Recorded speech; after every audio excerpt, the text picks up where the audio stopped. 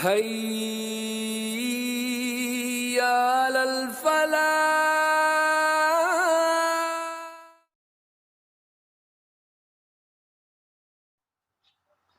الحمد للہ رب العالمین والصلاة والسلام علی سید الانبیاء والمرسلین وعلی آلہ واصحابہ اجمعین، اما بعد، فاعوذ باللہ من الشیطان الرجیم، بسم اللہ الرحمن الرحیم۔ فلما جاء آل لوط المرسلون قال إنكم قوم منكرون قالوا بل جئناك بما كانوا فيه يمترون وَأَتَيْنَاكَ بِالْحَقِّ وَإِنَّا لَصَادِقُونَ صدق اللہ العظیم۔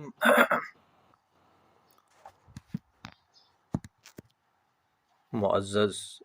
و مکرم ناظرین و ناظرات، السلام علیکم ورحمۃ اللہ وبرکاتہ۔ آپ کے سامنے سورۃ الحجر کی رکوع نمبر 5 کی 4 آیات تبرکاً تلاوت کی گئی۔ پورے رکوع کی مختصر سی تفسیر آپ کے سامنے بیان کر دی جائے گی انشاءاللہ۔ اللہ تعالیٰ فرماتے ہیں اس آیت مبارکہ میں، اس رکوع مبارکہ کی پہلی آیت میں، چونکہ چوتھا رکوع جو ہے اس کا اختتام حضرت لوط علیہ السلام کی قوم کے حوالے سے ہوا ہے کہ جب حضرت ابراہیم علیہ السلام کے پاس فرشتے آئے اور انہوں نے اس بات کو ریویل کیا کہ ہمیں ایک قالوا انا ارسلنا الی قوم مجرمین، ہمیں ایک مجرم قوم کی طرف بھیجا گیا ہے، الا آل لوط انا لمنجوہم اجمعین، صرف لوط علیہ السلام کے گھر والے اس سے مستثنی ہے، اس مجرم قوم سے، ان کو ہم سب کو بچا لیں گے، باقی جو ہے ان کو عذاب کا مزہ چکھنا ہے۔ تو وہی یہاں پر بھی بات چل رہی ہے۔ اللہ تعالیٰ فرماتے ہیں کہ ابراہیم علیہ السلام کے بعد یہ فرشتے سیدھا لوط علیہ السلام کے پاس جاتے ہیں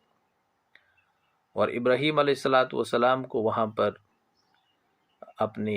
اولاد کی بشارت دیتے ہیں، اور یہاں پر آ کے حضرت لوط علیہ السلام کے پاس جا کر انہیں عذاب کے متعلق جو ہے بتاتے ہیں کہ اس قوم جو آپ کی قوم ہے اس پر عذاب آنے والا ہے۔ تو آیت نمبر 1 جو اس کی ہے، اس رکوع کی، فَلَمَّا جَاءَ آلَ لُوطٍ الْمُرْسَلُونَ،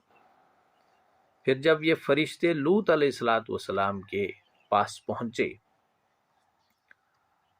قَالَ إِنَّكُمْ قَوْمٌ مُنْكَرُونَ، تو آپ نے کہا آپ لوگ اجنبی معلوم ہوتے ہیں۔ یہ جو قصہ ہے حضرت لوط علیہ السلام کا، یہ سورہ ہود میں بھی اور سورۃ الاعراف میں بھی تفصیل کے ساتھ قرآن مجید نے بیان کیا ہے کہ کس طرح سے یہ واقعہ ہوتا ہے، کس طرح سے یہ فرشتے جو ہیں کس صورت میں، کس شکل و صورت میں حضرت لوط علیہ السلام کے پاس آتے ہیں۔ دیکھیے، حضرت لوط علیہ السلام کی قوم جو ہے انہیں اہل سدوم بھی کہا جاتا ہے، قوم لوط بھی کہا جاتا ہے، اور یہ ٹرانس جارڈن والا علاقہ جو ہے، عراق اور فلسطین کے بیچ والا علاقہ، جہاں پر آج ڈیڈ سی موجود ہے، ایون کہ ڈیڈ سی اور اس کے ارد گرد والا علاقہ جو ہے وہاں پر یہ قوم آباد تھی۔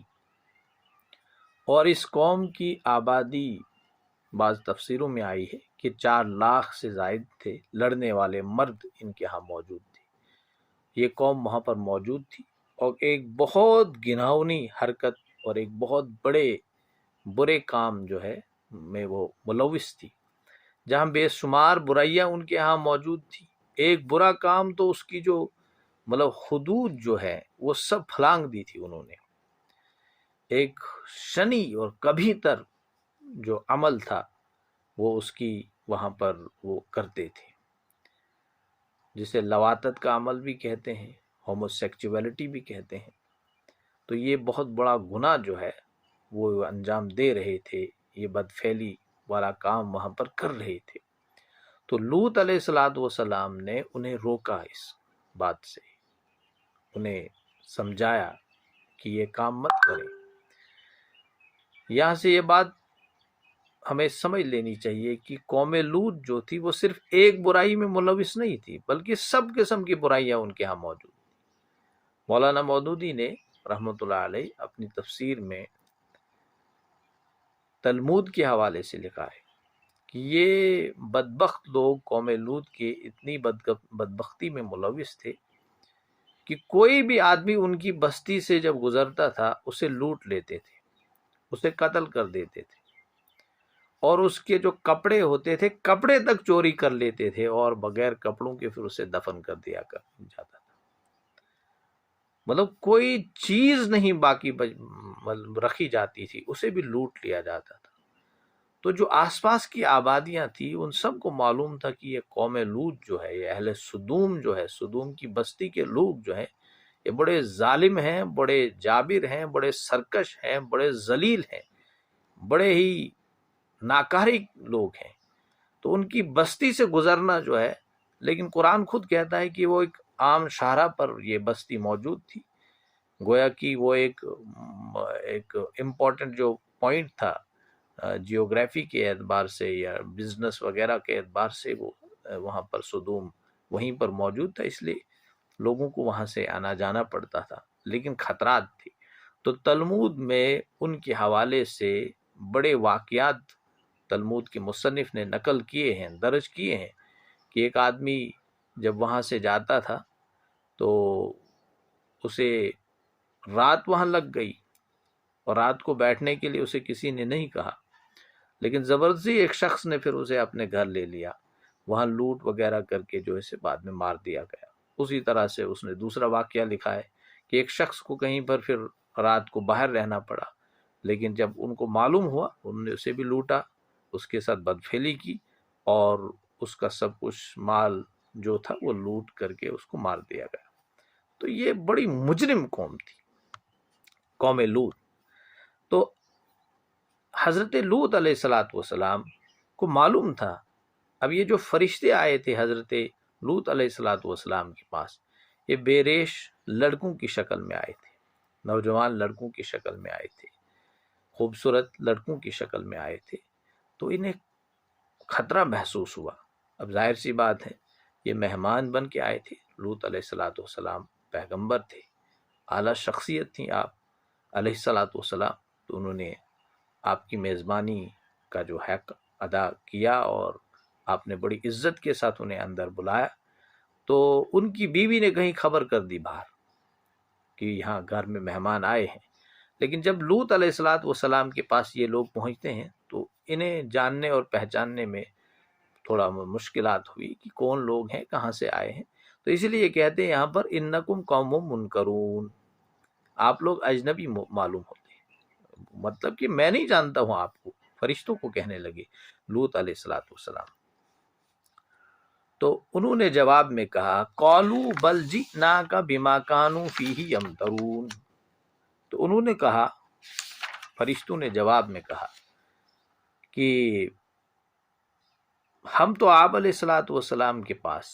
وہ چیز لے کر آئے ہیں، وہ شے لے کر آئے ہیں جس کے بارے میں یہ لوگ شک میں پڑے ہوئے تھے.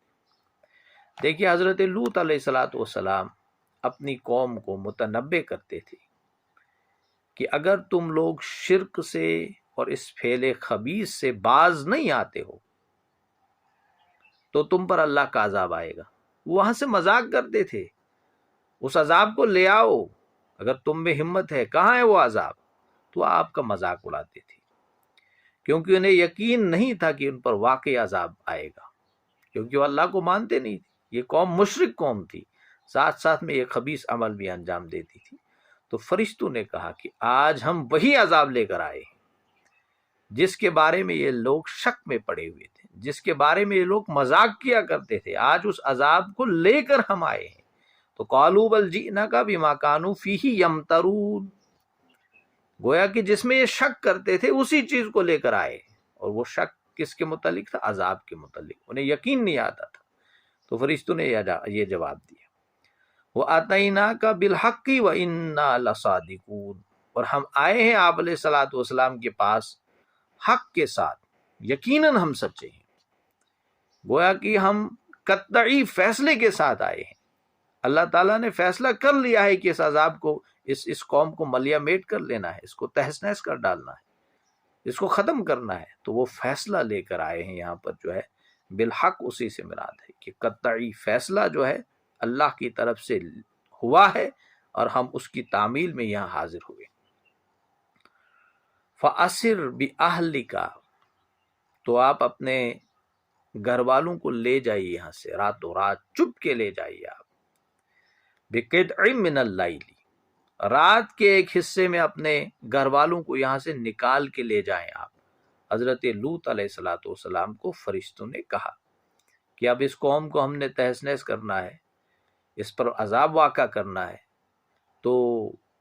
اب اللہ تعالیٰ نے فیصلہ کیا ہے کہ صرف اللہ تعالیٰ حضرت لوط علیہ الصلوۃ والسلام اور ایماندار لوگ جو تھے ان کے ساتھ، جن لوگوں نے ایمان لایا تھا، ان کو بچا لیں گے۔ تو تم اپنے ساتھ اپنے اہل و عیال جو ایمان والے لوگ ہیں ان کو لے کر ساتھ جائیں، اور رات کے ایک حصے میں راتوں رات یہاں سے اس بستی کو چھوڑ جائیں۔ وَاتَّبِعْ أَدْبَارَهُمْ وَلَا يَلْتَفِتْ مِنْكُمْ أَحَدٌ، اور آپ علیہ الصلوۃ والسلام ان کے پیچھے پیچھے جائیں، جو لوگ آپ کے ساتھ چلیں گے ان کے پیچھے پیچھے جائیں گے آپ علیہ الصلوۃ والسلام، اور آپ لوگوں میں سے کوئی بھی پیچھے مڑ کر نہ دیکھے۔ دیکھیے پیچھے پیچھے چلنا جو ہے، نبی رحمت صلی اللہ علیہ وسلم بھی جب بھی کوئی مشن پہ جاتے تھے تو پورے صحابہ جو ہوتے تھے صحابہ کے پیچھے پیچھے چلتے تھے۔ وہ اس لیے کہ جو قافلہ چل رہا ہے، ہو سکتا ہے کوئی بیمار ہو، کوئی غریب ہو، کوئی مشکل پیش آ جائے، تو آپ صلی اللہ علیہ وسلم بھی پیچھے رہا کرتے تھے ان چیزوں کی نگرانی کے لیے۔ تو پیغمبروں کی سنت رہی ہے، تو یہاں پر بھی گویا کہ یہ ان کو تلقین کی جا رہی کہ پیچھے رہنا ہے۔ اب ظاہر سی بات ہے، ڈر کا ماحول تھا، خوف کا ماحول تھا، لوگوں کو خبر ہو گئی جو ایمان والے لوگ تھے، جن نے حضرت لوط علیہ الصلوۃ والسلام کے ساتھ جن نے ان پر ایمان لایا تھا، اب وہ بھی خوف زدہ ہو گئے کہ یہ قوم اور یہ بستی جو ہے جہاں پر ہم نے اپنی زندگی گزاری ہے، یہ تہس نہس کر دی جائے گی، ظاہر سی بات ہے۔ تو اسی لیے تلقین کی گئی آپ پیچھے رہیں، ان کو، آپ رہبر ہیں، آپ رہنما، آپ پیچھے رہیں ان کے۔ تو اس لیے آپ پیچھے پیچھے ان کو تلقین کی گئی، وَاتَّبِعْ أَدْبَارَهُمْ وَلَا يَلْتَفِتْ مِنْكُمْ أَحَدٌ، اور کوئی تم میں سے پیچھے مڑ کر نہ دیکھے۔ یہ نہ کہ آپ کی بستی پر عذاب ڈالا تم تماشا دیکھنے لگ جائے۔ مفسرین نے لکھا ہے کہ ہو سکتا ہے اس لیے کہا گیا ان کو کہ پیچھے مڑ کر نہ دیکھ، ہو سکتا ہے کہ اس عذاب سے انہیں بھی کوئی غضب پہنچ جاتی، کوئی نقصان پہنچ جاتا، تو اس نقصان سے بچانے کے لیے ان کو یہ تلقین کی جا رہی ہے کہ تم آگے کے لیے دیکھنا، پیچھے مڑ کر بھی نہیں دیکھنا۔ گویا کہ آپ کو یہ بتایا گیا کہ صبح ہونے سے پہلے پہلے آپ یہاں سے نکل جائیں، تو پیچھے رہ جانے والوں کے لیے اب کوئی دوستی اور کوئی ہمدردی جیسے جذبات کا اظہار آپ نہیں کریں گے۔ ان میں سے ظاہر سی بات ہے کسی کا باپ ہوگا، کسی کی ماں ہوگی، ایون کہ خود حضرت لوط علیہ الصلوۃ والسلام کی اہلیہ ان جن میں جو عذاب جن پر آیا تھا ان میں موجود تھی۔ تو کسی کا گھر بار سب وہیں، سب مال و دولت جائیداد سب وہاں پر موجود تھا، لیکن اللہ کا حکم تھا کہ اس بستی کو چھوڑ کر تمہیں یہاں سے مائیگریٹ کرنا ہے، یہاں سے نکل جانا ہے۔ وَامْضُوا حَيْثُ تُؤْمَرُونَ، اور اب علیہ الصلوۃ والسلام چلے جائیں جہاں آپ کو حکم ہوا ہے۔ اب اللہ کی طرف سے سارا معاملہ تھا، حکم دیا جا رہا تھا اللہ کی طرف سے کہ اب یہاں نہیں رہیں گے، اب یہاں سے چلے جائیں، جہاں کی طرف آپ کو اب حکم دیا گیا تھا، تو آپ علیہ الصلوۃ والسلام جو ہے وہ وہاں کی طرف چل پڑے۔ اس کے بعد اللہ تعالیٰ فرماتے ہیں وَقَضَيْنَا إِلَيْهِ ذَلِكَ الْأَمْرَ،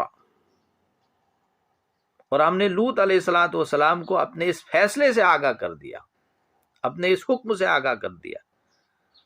أَن دَابِرَ هَؤُلَاءِ مَقْطُوعٌ مُصْبِحِينَ، کہ صبح ہوتے ہی ان لوگوں کی جڑ کاٹ دی جائے گی۔ تو گویا کہ فرمایا جا رہا ہے کہ اسے ہم نے اپنا فیصلہ سنا دیا، اسے لوط علیہ السلام کو،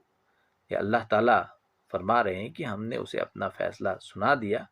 کہ صبح ہوتے ہی ان لوگوں کی جڑ کاٹ دی جائے گی۔ فَقُطِعَ دَابِرُ الْقَوْمِ الَّذِينَ ظَلَمُوا،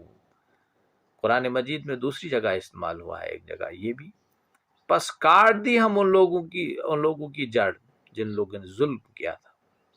جڑ سے اکھاڑ دینے والا عذاب ان پر نازل کر دیا گیا۔ تو اللہ تعالیٰ نے انہیں فرمایا کہ ہم نے لوط علیہ السلام کو باخبر کر دیا کہ صبح ہوتے ہی ان کی جڑ کاٹ دی جائے گی، صبح اس بستی کا نام و نشان بھی نہ رہے گا۔ پھر کیا ہوتا ہے؟ اب یہاں تک ذکر ہوا، آگے قال ان هؤلاء وجاء اہل المدینۃ یستبشرون۔ تو ابھی دیکھیے سورہ ہود میں جو ہے ترتیب تھوڑا مختلف ہے، یہاں پر تھوڑا مطلب عذاب کا ذکر پہلے آیا ہے، وہاں پر عذاب کا ذکر بعد میں ہوا، اور ترتیب وہی تھی، اصل میں ترتیب وہی ہے۔ تو یہ ذرا ہمیں ذہن نشین کر لینا چاہیے یہاں سے۔ تو یہاں یہ کوئی اس میں مطلب آپس میں کوئی اختلاف ان آیات میں نہیں ہے، یہ ترتیب سورہ ہود کی وہی ہے، یہاں پر اصل میں بات کو سمجھانے کے لیے ترتیب کو تھوڑا اوپر نیچے کیا گیا ہے۔ تو وجاء اہل المدینۃ یستبشرون، اور آئے اہل شہر خوشیاں مناتے ہوئے۔ دیکھیے اب جب یہ فرشتے حضرت لوط علیہ السلام کے گھر میں پہنچے تو آپ کی اہلیہ نے خبر دی شہر کے لوگوں کو، تو یہ بدبخت لوگ، یہ بدکماش لوگ اتنے مطلب بدبختی میں اتنی حد سے آگے نکل چکے تھے کہ کسی کے گھر میں مہمان آنا جو تھا وہ بھی ایک بہت بڑی پرابلم بن جاتی تھی، وہ بھی مطلب صحیح سلامت نہیں رہتا تھا۔ تو جب حضرت لوط علیہ السلام کے گھر میں مہمان آئے تو ان کی اہلیہ نے خبر دی، وہ سارے لوگ جو ہے امٹ پڑے وہاں کی طرف، بدکماش قسم کے لوگ، بدبخت لوگ، انہوں نے دیوار کو فلانگ دیا، تو ایک ہجوم جو ہے امنڈ آیا وہاں کی طرف، اور اعلانیہ وہ اس سے مطالبہ کرنے لگے، حضرت لوط علیہ السلام سے یہ مطالبہ کرنے لگے کہ اپنے مہمانوں کو بدکاری کے لیے ہمارے حوالے کرو۔ تو ان کی پوری آبادی میں مولانا مودودی لکھتے ہیں کہ گویا کہ ان کی پوری آبادی میں کوئی ایسا عنصر باقی نہ رہا تھا، کوئی ایسا جز باقی نہ رہا تھا جو ان کی حرکات کے خلاف آواز اٹھاتا، اور نہ ان کی قوم میں کوئی اخلاقی حس باقی رہ گئی تھی جس کی وجہ سے لوگوں کو علی الاعلان یہ زیادتیاں کرتے ہوئے کوئی شرم محسوس ہوتی، کوئی جز نہیں، سوائے صرف حضرت لوط علیہ السلام جو اپنی قوم کو اس بدفعل سے بچانے کی کوشش کرتے تھے، تلقین کرتے تھے یہ گناہ کرتے ہو آپ، لیکن انہیں کوئی مطلب۔ اب دیکھیے حضرت لوط علیہ السلام جیسے مقدس انسان اور معلم اخلاق کے گھر پر بھی جب بدماشوں نے حملہ کیا بے باکی کے ساتھ، تو اس سے آپ اندازہ کر سکتے ہیں کہ اس بستی میں عام انسانوں کے ساتھ کیا کچھ ہوگا رہا ہوگا۔ اب حضرت لوط علیہ السلام ایک پرسنالٹی تھی، ایک شخصیت اعلیٰ تھی، ایک رہبر تھے، ایک رہنما تھے، اللہ کے پیغمبر تھے، اللہ کے نبی تھے، اللہ کے رسول تھے، لیکن آپ علیہ السلام کے مہمانوں کے ساتھ ایسا ہو رہا ہے، تو آپ یہاں سے اندازہ کر سکتے ہیں کہ دوسرے لوگوں کے، عام لوگوں کے ساتھ کیا ہوتا ہوگا۔ استغفر اللہ، اللہ تعالیٰ بچائے، کتنی بری قوم تھی۔ تو پھر ہوا کیا کہ یہ جب آ گئے تو وہ انہیں کہنے لگے، حضرت لوط علیہ السلام اپنے قوم کے لوگوں سے کیا کہنے لگے، قال ان هؤلاء ضیفی فلا تفضحون، یہ میرے مہمان ہیں، مجھے ان کے سامنے رسوا مت کرو۔ آپ کو ہوا کیا ہے گویا کہ بھائیو یہ میرے مہمان ہیں، میری فضیحت نہ کرو، میرا مذاق نہ اڑاؤ. واتقوا اللہ ولا تخزون، اللہ سے ڈرو، مجھے رسوا نہ کرو. وہ اللہ کا حوالہ دینے لگے، اللہ کے لیے یہ مت کرو، یہ مہمان میرے ہیں. اب یہ پہلے والا معاملہ ہے، جب یہ فرشتے لوط علیہ الصلوۃ والسلام کے پاس پہنچتے ہیں اور قوم کو خبر ہو جاتی ہے، قوم امنڈ کے ایک ہجوم وہاں پر آ جاتا ہے. لوط علیہ الصلوۃ والسلام گھبرانے لگتے ہیں کہ دیکھیے اب تو بڑی مصیبت آ گئی، کیسے ان مہمانوں کو بچایا جائے. اب ان کو معلوم نہیں تھا یہ فرشتے ہیں. تو پھر اس وقت جو ہے ان کی گھبراہٹ کو دور کرنے کے لیے فرشتوں نے اس کا اظہار کیا، ہم فرشتے ہیں، آپ کی قوم کو عذاب دینے کے لیے حاضر ہوئے ہیں. تو یہاں پر تھوڑا ترتیب جو ہے اوپر نیچے ہوئی ہے. اصل ترتیب سورہ ہود میں آئی ہے. وہاں پر پہلے یہ مطلب جب یہ لوگ وہاں پر آتے ہیں آپ گھبرانے لگتے ہیں، پھر فرشتے اس کا اظہار کرتے ہیں، پھر عذاب کا ذکر ہوتا ہے. یہاں عذاب کا ذکر پہلے ہے، بعد میں اس واقعے کا جو ہے ذکر آیا ہے. تو انہوں نے کہا جواب میں، اب لوط علیہ الصلوۃ والسلام نے انہیں کہا واتقوا اللہ ولا تخزون، اللہ سے ڈرو، مجھے بے آبرو مت کرو، میری عزت پر مطلب ہاتھ مت مارو. قالوا اولم ننہک عن العالمین، انہوں نے جواب میں کہا کیا ہم نے تمہیں منع نہیں کیا ہے سب دنیا والوں کی حمایت میں کھڑے ہونے سے، سب دنیا والوں کا ٹھیکہ لینے سے آپ کو ہم نے منع نہیں کیا تھا؟ کیا ہم نے نہیں روکا تھا آپ کو کہ کسی دوسرے انسان کی حمایت میں کھڑا نہیں ہونا؟ تو آپ یہاں سے اندازہ کر سکتے ہیں کہ وہاں پر دوسرے لوگوں کی سپورٹ میں کھڑا ہونا، اگر وہ جو میں تلمود کے حوالے سے ایک دو واقعات آپ کے سامنے جو مولانا مودودی کی تفسیر میں آپ پڑھ لیجئے، اس کو وہاں دیا ہے تفصیل کے ساتھ، وہ کیا کچھ کرتے تھے ان لوگوں کے ساتھ. تو وہاں پر دوسروں کی حمایت میں کھڑے ہونے کی قطعاً اجازت نہیں تھی. تو لوط علیہ الصلوۃ والسلام کو یہ کہہ رہے تھے کہ تم نے ٹھیکہ لیا ہے پوری دنیا کا، تم اپنی فکر کرو، تو ہم جس کے ساتھ جو چاہیں وہ کریں. آپ کون ہوتے ہو بیچ میں آربیٹریٹ کرنے والے؟ آپ کو تو کون ہوتے ہو بیچ میں آنے والے؟ قَالَ هَؤُلَاءِ بَنَاتِي إِن كُنتُمْ فَاعِلِينَ، آپ علیہ الصلوۃ والسلام نے جواب دیا یہ میری بیٹیاں ہیں، اگر تمہیں کچھ کرنا ہی ہے تو ان کے ساتھ کریں. گویا کہ آپ جو کوئی جائز طریقہ ہے، آپ اب بیٹیوں سے مراد یہ ہے ان قوم کی بیٹیاں، کیونکہ پیغمبر جو ہوتا ہے، جو رسول اور نبی ہوتا ہے، وہ اپنی قوم کا روحانی باپ ہوتا ہے، پوری قوم کی بیٹیاں اس کی بیٹیاں ہوتی ہے. تو یہاں یہ مراد ہے انہوں نے کوئی دعوت اپنی بیٹیوں کی طرف نہیں دی. مولانا مودودی لکھتے ہیں رحمۃ اللہ علیہ کہ اگر دی بھی ہوگی تو جائز طریقے سے گویا نکاح کر لیں، نکاح کے ذریعے سے اپنے آپ کو پاک صاف کر لیں. آپ کے گھروں میں آپ کی بیویاں موجود ہیں، ان کے ساتھ جو ان کے ساتھ تم کرنا چاہ رہے ہو یہاں پر یہ بدفعلی والا انجام، تو ایک جائز طریقہ، ایک فطری طریقہ، ایک صحیح طریقہ، ایک حلال طریقہ جو ہے آپ کے پاس موجود ہے، اس کے ذریعے سے اپنی خواہشات کو پورا کرو اپنی بیویوں کے ساتھ. لیکن انہوں نے حرام خوری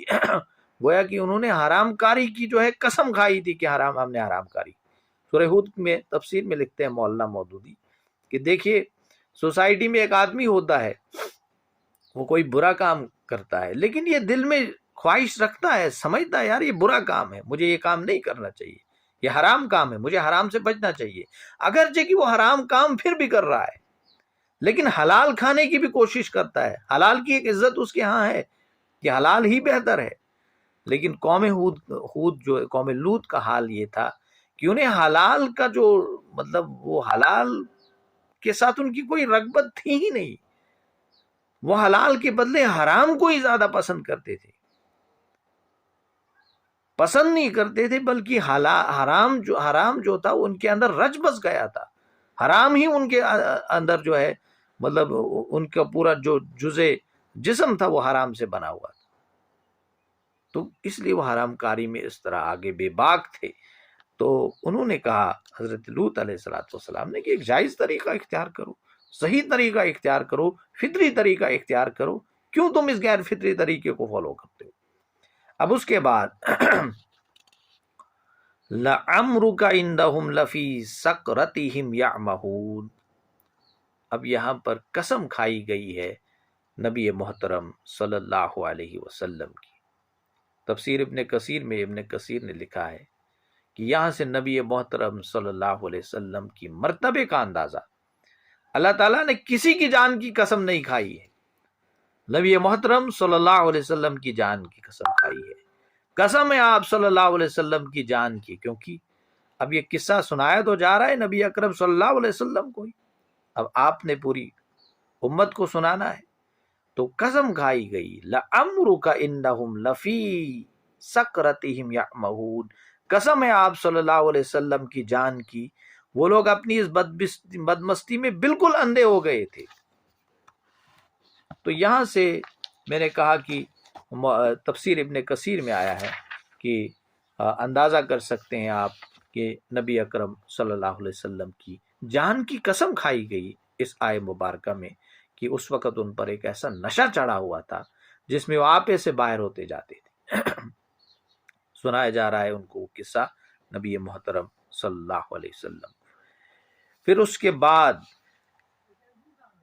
فَأَخَذَتْهُمُ الصَّيْحَةُ مُشْرِقِينَ، تو انہیں آ پکڑا ایک چنگاڑ نے اجالا ہونے کے وقت، پاؤں پھٹتے ہی جو ہے، صبح ہوتے ہی جو ہے ان پر اللہ کے عذاب کا ایک کوڑا ایک زبردست چنگاڑ کے ساتھ ٹوٹ پڑا۔ تو آخرکار ان کی جو قوم تھی اللہ تعالیٰ نے اس کو تلپٹ کر دیا۔ فَجَعَلْنَا عَالِيَهَا سَافِلَهَا وَأَمْطَرْنَا عَلَيْهِمْ حِجَارَةً مِّن سِجِّيلٍ، اللہ تعالیٰ فرماتے ہیں پھر ہم نے اس کے اوپر والے حصے کو بنا دیا نچلا حصہ اوپر اٹھا دیا گیا، اوپر والا حصہ نیچے کر دیا گیا، اور ہم نے برسائے ان کے اوپر پکی ہوئی مٹی کے کنکر، گویا کہ ان پر سنگ گل کی بارش برسائی گئی، ان کی بستی کو تہس نہس کر دیا گیا۔ میں ابھی جو ہے آپ کے کہہ رہا تھا کہ یہ قوم جو تھی وہ کہاں پر بستی تھی۔ ورنر کیلر جو ہے جرمنی کے ایک ماہر آثار قدیمہ ہے، آرکیولوجسٹ ہیں، انہوں نے اس علاقے میں بڑا کام کیا ہے، اور ان کی تحقیق ہی زیادہ تر جو ہے وہاں پر ان کی تحقیق کا وہ علاقہ رہا ہے۔ تو انہوں نے اس بات کو پروو کیا ہے جب وہاں پر انہوں نے ایکسکیویشنز کی اور وہاں کے جو مٹی تھی اس کا معائنہ کیا، وہاں کی جو زمین تھی اس کا معائنہ کیا، تو یہ جو ڈیڈ سی، وہ لکھتے ہیں کہ یہ ڈیڈ سی بھی ایک زلزلے کے نتیجے میں واقع ہوا ہے، ایک زلزلہ آیا ہے، اور یہاں پر قرآن کہتا ہے کہ ہم نے حجارتم من سجیل، پتھروں کی بارش برسا دی۔ جب والکینک ایرپشن ہوتی ہے تو بہت بڑا لاوا اور پتھر نیچے سے نکلتے ہیں، تو اکثر و بیشتر مفسرین اور آرکیولوجسٹ کا یہ ماننا ہے کہ اس علاقے میں اب یہ جو قوم بستی تھی 1800 قبل مسیح میں بستی تھی، 1800 BC میں بستی تھی۔ ورنل کیرل کہتے ہیں کہ یہ پورا علاقہ جو ہے ایک زبردست آتش فشاں انفجار کی وجہ سے جو ہے اس کا یہ تہس نہس ہوا ہے، لیکن یہاں سے یہ بھی معلوم ہوتا ہے، وہ کہتے ہیں کہ یہاں کو ایگزامائن کرنے کے بعد، معائنہ کرنے کے بعد، یہاں پر ایک زمانے میں ایک سویلائزیشن باضابطہ موجود تھی، بستیاں موجود تھی، اور سدوم اس کو کہا جاتا ہے، اہل سدوم۔ اور وہ کہتے ہیں کہ یہ جو ڈیڈ سی ہے جسے بحر لوط آج بھی کہا جاتا ہے، جھیل لوط اسے آج بھی کہا جاتا ہے، یہ پچھلے زمانے سے نام چلا آ رہا ہے، اب جو ہے مغربی ٹرمینالوجی میں اسے ڈیڈ سی کہتے ہیں۔ کیوں کہتے ہیں؟ کیونکہ وہاں پر جو سالٹ کی کنسنٹریشن جو ہے وہ 30% ہے،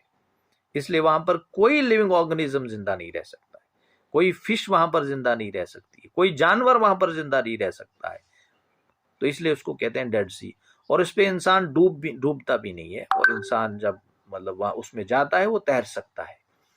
اور یہ جو ہے سطح زمین میں زمین میں سب سے سطح سمندر سے سب سے نیچے والا جو ہے جو سمندر یہی ہے، 400 میٹر جو ہے یہ سی لیول سے نیچے کی طرف، 400 میٹر۔ اور وہ کہتے ہیں ورنل کیرل کہ یہاں بہت بڑا زلزلہ ہوا ہے، زمین پھٹ گئی ہے، اور یہ ساری بستی جو اس وقت موجود تھی وہ اس کے اندر دھسا دی گئی ہے۔ مفسرین نے بھی لکھا ہے۔ اب ظاہر سی بات ہے پہلے تو معلوم نہیں تھا، کہ اتنا معلوم تھا کہ وہ ٹرانس جارڈن والا علاقہ ہے، وہاں پر یہ بستی موجود تھی، لیکن آج سائنس اینڈ ٹیکنالوجی کی مدد سے جو ہے آج تو بڑا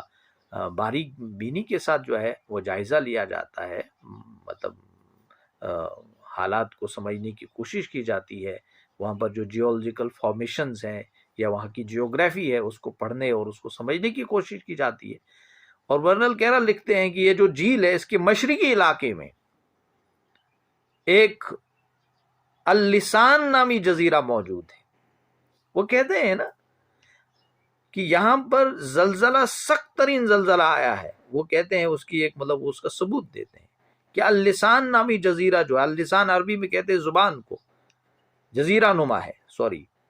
تو یہ جو ہے وہ سیدھا سمندر میں مشرقی کے اس ایریا کی طرف جو ہے آتا ہے، وہ سیدھا سمندر میں آ جاتا ہے، وہ جو بحر لوط ہے جھیل میں آتا ہے۔ تو اس طرح یہ جھیل جو ہے دو حصوں میں بٹ جاتی ہے۔ وہ جو اس کا ایک والا حصہ ہے، مشرقی والا حصہ جو ہے، اس طرف والا حصہ جو ہے وہ وہاں پر کوئی 300-400 فیٹ جو ہے نیچے زمین، اس میں سیدھا سلوپی ایریا ہے، گہرا نیچے جھیل میں چلے جاتا ہے۔ دوسری طرف سے 30-40 فیٹ کی اس میں جاتا ہے۔ وہ کہتے ہیں کہ ایک سخت ترین زلزلے کی وجہ سے یہ سارا علاقہ جو ہے اس پوری جھیل میں دھنس دیا گیا ہے، دھسا دیا گیا ہے۔ تو قرآن مجید نے کہا ہے اب حجارت من سجیل، حجارت من سجیل، ہم نے پتھروں کی بارش ان پر برسا دی۔ اور آج بھی وہاں پر ٹرانس جارڈن کے علاقوں میں وہ جو ہے آتش فشاں والکینوز جو ہے، جہاں وہ دہانے جو ہے ان کے موجود ہیں، وینٹ جسے کہتے ہیں، جہاں سے وہ پھٹتا ہے اور جہاں سے وہ سارا لاوا نکلتا ہے، وہ وہاں پر آج بھی موجود ہیں۔ اور وہاں پر جو کاربو ریڈیو ڈیٹنگ کرتے ہیں اور دیکھتے ہیں کہ کتنا اس کا ٹائم پیریڈ ہے، وہ باضابطہ برابر اسی ٹائم پیریڈ کے ساتھ ملتا ہے جس زمانے میں یہ قوم یہاں پر بستی تھی۔ تو یہ اللہ کی نشانیاں ہیں جو زمین پر پھیلی ہیں۔ ان فی ذالک لآیات للمتوسمین، اس واقعے میں بڑی نشانیاں ہیں ان لوگوں کے لیے جو صاحب فراست ہیں۔